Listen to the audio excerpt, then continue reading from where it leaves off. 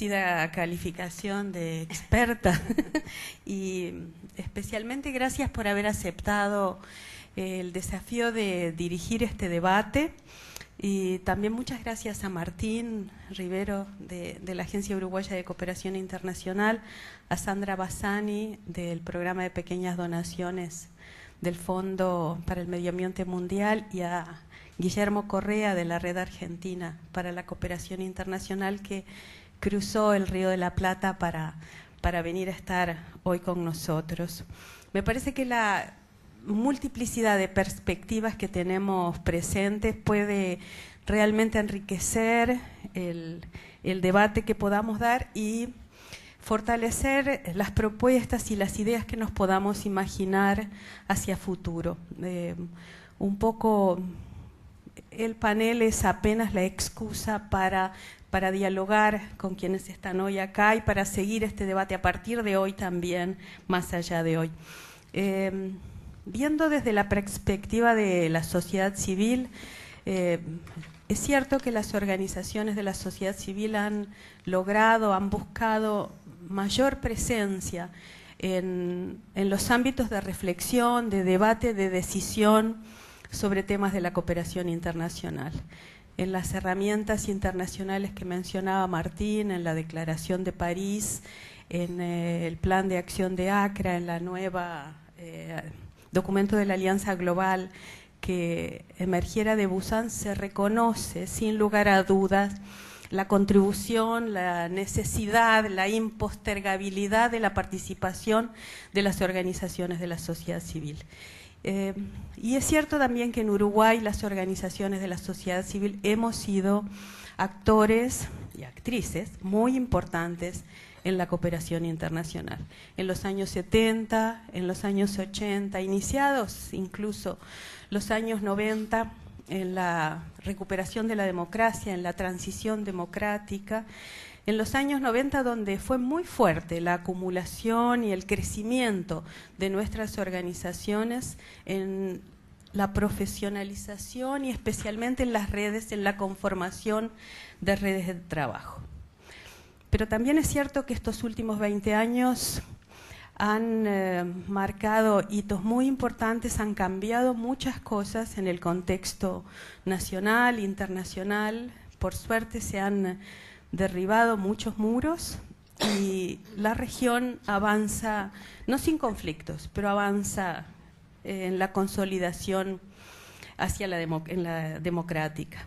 Y por supuesto todos estos hechos han puesto nuevos desafíos en cuanto a la identidad de las organizaciones, a la actividad que realizamos, a las demandas que los distintos actores nos realizan. Una de las demandas crecientes en el plano internacional ha sido la de transparencia y rendición de cuentas. Y en ese sentido quiero mencionar de forma muy enfática la disposición de las organizaciones de la sociedad civil en Uruguay a cambiar sus prácticas en ese sentido, a mejorar sus prácticas, nuestras prácticas en temas de transparencia y rendición de cuentas. La iniciativa regional Rendir Cuentas es una convocatoria precisamente a la transparencia de nuestros recursos, de nuestra actividad, de nuestro impacto. Y en el año 2010 fueron 78 organizaciones que respondieron ese llamado. En el año 2011, el año pasado, presentamos el informe hace un año, Martín nos acompañó también, fueron 91 organizaciones, este año son 102. Algunos de los datos se los presentamos en este pequeño informe que tienen ustedes, que hemos distribuido acá. Y no me parece menor el hecho de que en una sociedad, en un momento de tanta complejidad y de tantos problemas diversos, 100 organizaciones, 102, vamos a hacer honor a esas dos también, 102, estén dispuestas a una rendición de cuentas individual y colectiva, a transparentar sus datos individuales de recursos, de personal, pero también a permitir que se genere conocimiento, que se agreguen datos, que nos den informaciones que son de utilidad para las políticas públicas y para el diseño de distintas políticas en el país. Muy brevemente, ¿qué nos dicen los datos del año 2012? ¿Qué nos dicen especialmente sobre temas de cooperación internacional? ¿Qué lectura podemos hacer y qué implicancias tienen algunos datos? No solamente las cifras frías, sino la implicancia que tienen estas cifras. La verdad es que en el año 2011 estas 112 organizaciones pusimos a disposición del país recursos técnicos, recursos humanos y recursos financieros muy importantes.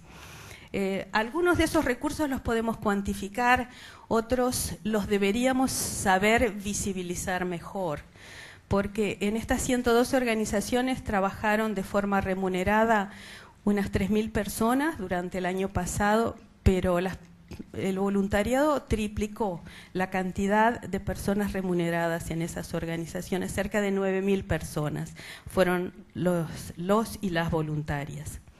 En cuanto a recursos financieros, estas 112 organizaciones movilizaron más de 50 millones de dólares, de los cuales el 55% representaron transferencias de distinto tipo del Estado, del gobierno central y de gobiernos nacionales y de gobiernos departamentales. En segundo lugar, y en alejado segundo lugar, la cooperación internacional la representó el 18% del presupuesto de estas 112 organizaciones.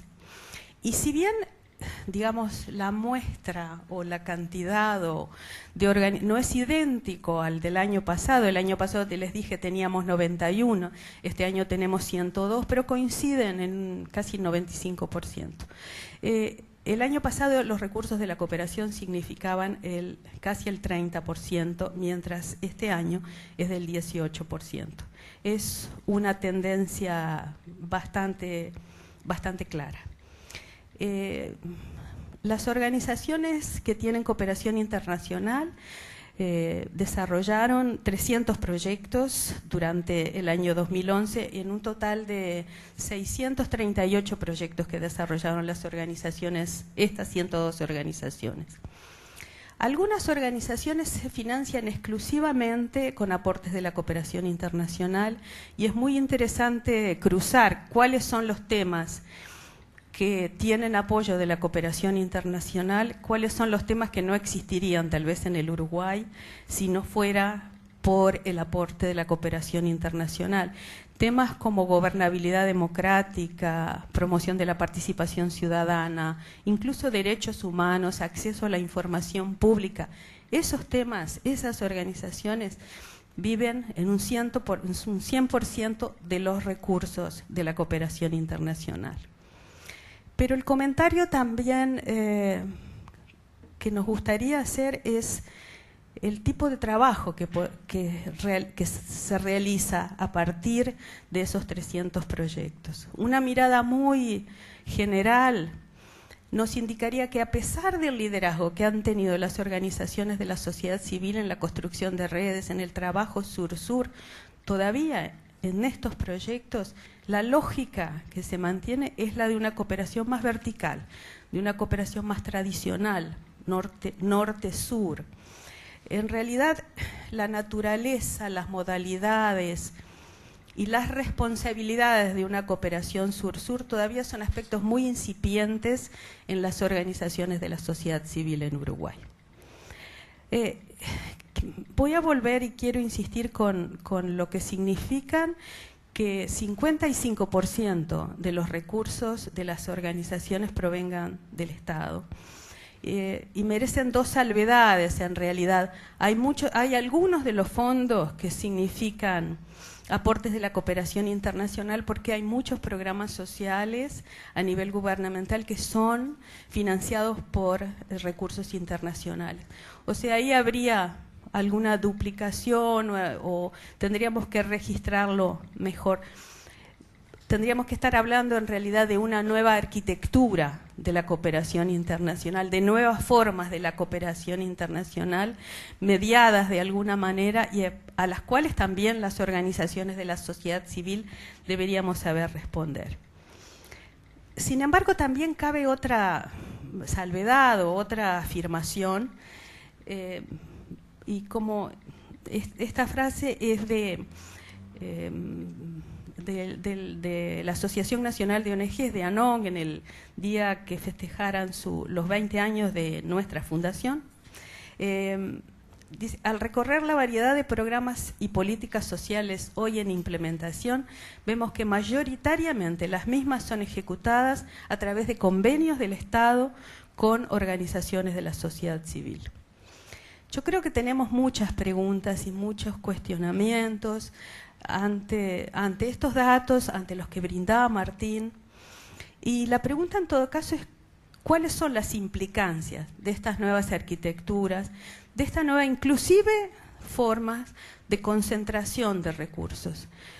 Hay concentración de recursos en el sentido de no hay diversificación de fuentes, hay dependencia muchas veces casi absoluta de una sola fuente.